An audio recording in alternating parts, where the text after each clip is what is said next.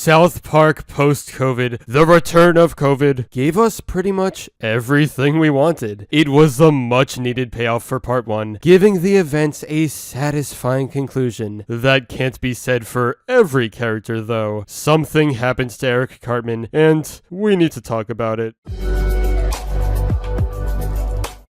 It goes without saying that I'll be diving into some spoilers for the new South Park event. Don't say I didn't warn ya. Anyway, we continue right where we left off. The gang tries to find a way back into the past to restore the friendship between Kyle, Stan, Cartman, and Kenny. Victor Chaos, or Butters, finally steps into the picture, with South Park taking endless stabs at NFTs. This guy in a suit shows up talking about investment opportunities.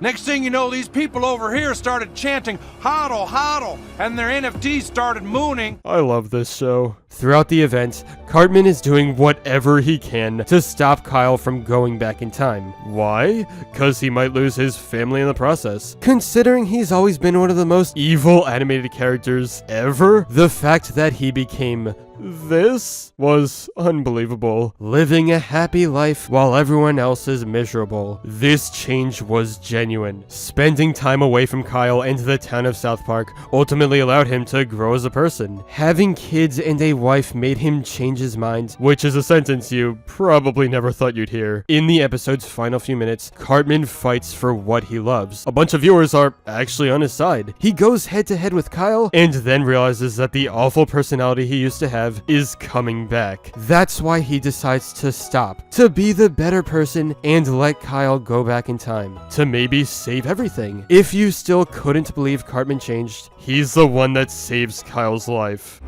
Shalom Shachem, Clyde. Wow. Not to make a long story short, the boys can't stop the pandemic, but they can change how everyone reacts to it. The townspeople treat each other better, the day is saved, and we see a future that's surprisingly a happy place. People who previously died got to live out their lives. Stan and Wendy are still hanging out together. Kyle has a family, but then we have Cartman, the one person who had it better in the previous timeline. He's homeless, never got a wife, never had kids, only sat on the side of the road while everyone else moved on with their lives. Hey, come on, fellas. We can't spend another holiday feeling bad for Eric.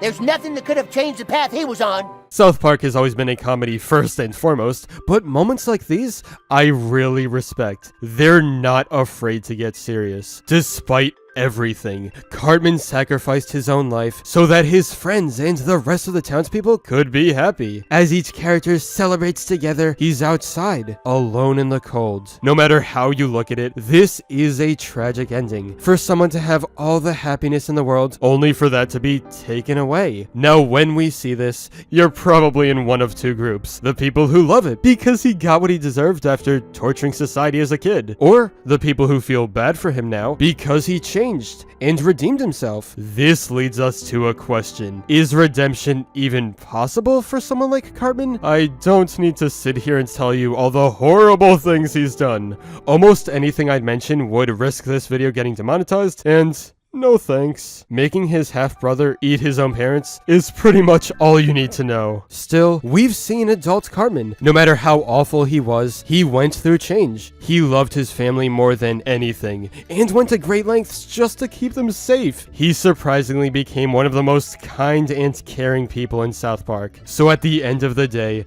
does he deserve this fate? I don't know, probably. But I think the fact that fans are so split is what makes this a great ending. People don't know how to feel after seeing a character like Cartman change, but then lose everything. All I know without a doubt is that after all these years, South Park still has it. Where other long-running adult cartoons fall, this one just rises to the top. And hey, now we can finally say Cartman became a real Cartman. I'm sorry, the video's over. But anyway, that's all for this video. Subscribe for more awesome cartoon videos. Give a thumbs up and comment below, let me know what you think. Thanks for watching, and I'll see you guys next time.